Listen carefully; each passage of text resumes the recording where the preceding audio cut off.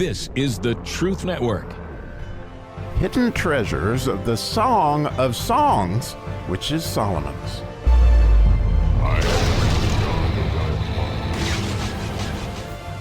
Oh, the mysteries that are in verse 3 of the 5th chapter of the Song of Solomon, which is the Gimmel Verse. And this is a very cryptic thing. I almost didn't come out with this episode again today because there's still some things here I would really like to work out in my own mind, but I'm reserving that to maybe I'll do it later. But there are certainly plenty that we can unlock and talk about here, as we talked about that this section of the Song of Solomon takes an interesting turn as we are headed into the garden. And it would appear that we're in the garden with Jesus as he sweat great drops of blood. And it would appear that, we slept, but our heart was awake, that the disciples were sleeping when they should have been awake. And, here we can see another aspect of that night for the disciples as we read this verse in English. Verse 3 says, I have put off my coat. How shall I put it on? I have washed my feet. How shall I defile them? And hopefully you heard yesterday's episode, but you might recall it says, I sleep, but my heart waketh. It's a voice of my beloved that knocketh, saying, Open to me, my sister, my dove, my undefiled, for my head is filled with dew, and my locks with the drops of the night. I put on my coat. How shall I put it on? I have washed my feet. How shall I defile them? So that's to give the whole thought in kind of order that it was, or that it is written. And so, the overarching thing, as you think about the 119th Psalm on that verse in the hay section that says, turn my eyes away from beholding vanity and quicken thou me in thy way. In other words, this verse is all about vanity in so many different ways. And it's, it starts out with this idea that she's asleep, and clearly asleep spiritually, like the bridesmaids that were asleep when they should have been awake, waiting on the bridegroom to come knocking, as the case may be. And clearly you can see that she's run out of oil, right? That there's no oil in her lamp. It's not burning, as she is just consumed with her own needs rather than the needs of her Savior. And she doesn't get up and answer the door, which is, something that obviously when you think about the disciples that night, they couldn't stay awake either. There wasn't enough oil in their lamps. And so it gets you to, where do you get that? But also the part that I really wanted to unpack completely, and I'm still working on it, but I have parts of it, is what does this mean, I've put off my coat? Well, when you look at that in Hebrew, it literally means to strip naked. All right. So she's saying, I'm naked and afraid. Okay. And that is, again, our thoughts are not on the larger story or what Jesus is doing. Our thoughts are on self-conscious thoughts. I'm naked. I'm ashamed. And clearly, the disciples were there apparently 3 times. If you read the gospel accounts of what happened in the Garden of Gethsemane that night, Jesus kept asking them to pray that they do not fall into temptation, right? And so they were clearly in a situation where they couldn't stay awake. But in this case, she doesn't want to be caught naked.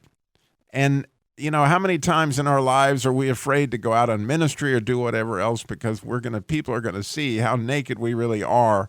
And again, we're not having faith that Christ can get us covered. And then it moves on to, I've washed my feet. How shall I defile them? And the idea of feet spiritually, and you can find it throughout the scriptures, even in Genesis, Abraham would wash the feet of those angels. And it was a common thing to be asked to wash the feet. And the idea of that spiritually is, before you can go do anything, you got to move your feet. In other words, beautiful are the feet of those who bring good news because they've made a choice to move, to engage, to do something. All right. And the idea is we're supposed to get up and do ministry, but unfortunately, we think that we're going to be defiled. Aren't we doing enough? And there's not enough oil in our lamp to stay awake. But the real thing for me, and often, is fear that I'm going to fail. So there's the fear that I'm going to be caught naked, and then there's the fear that I don't have what it takes to be successful, right? That in my own way, right, that it says I'll be defiled. And again, the problem here is fear and vanity. I'm considering what is happening with me, and I'm considering what it's going to feel like to fail. And this story is played out in my life so many times. I mean, almost every day there's something that I wish I would have gone and done that I didn't do because I was afraid that I was going to fail or in somehow or another be exposed to something I couldn't handle. So I can remember one time, the worst fight I ever got in with my older sister was we went to go get gas at a grocery store. And she wanted me to go in and pay for it and go get the gas. But I used to be afraid, I really was, very shy boy, that I know that may be hard to believe, but it's very true. I was terrified, literally frozen in fear, to get out of the car and go talk to that man behind the counter. I might have been 12 or 13 at the time. And a fight ensued. It was very ugly, okay? But this same scene would play out later in my life at a very critical time. Is I was married to a young lady by the name of Brenda, and we'd been married about a year and a half. And we actually lived at the time in Savannah, Georgia, and we had gone to the grocery store to get some dog food, actually, for our dog as we were leaving to go to North Carolina to visit her son. And as we get to the grocery store, I ask her, could she go into the grocery store and get the dog food? Because once again, for whatever reason, that's hard to explain all the fears that I had prior to come to Christ, but I had them. I was terrified with fear. I did not want to go into that store. I didn't want to see the people. I didn't want to pay for it. In other words, I asked her to go do it. And she's like, no, you go do it. And I was like, no, you go do it. Well, another fight ensued because I just wouldn't go do it. And she literally got out of the car and started walking. And truth be told, she walked from Wilmington Island all the way into Savannah. Based on all that I know, I tried to follow her as much as I could and tried to get her to get in the car. She wouldn't do it. But that was the end of my first marriage, was because I would not go buy dog food. And that may sound absolutely as crazy as it is. But the bottom line is, man, I was paralyzed in fear. I couldn't call like an insurance agent or call anything like that. I can remember sitting there terrified, girls that I wanted to ask out, and I would try to dial 3 or 4 numbers. I couldn't get through it.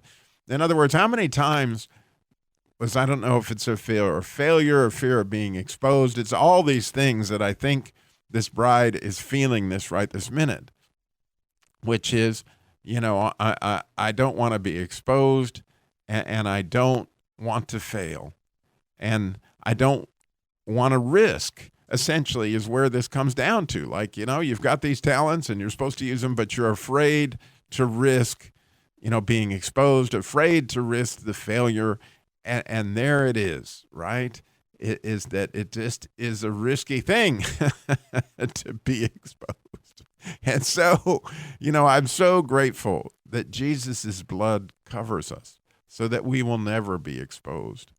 And he washed the disciples' feet that night, that their way would be made, that they would be fruitful for him, right? And so the only way that I stepped behind the mic the very first time was that Jesus asked me to do that. He covered me, and it happened.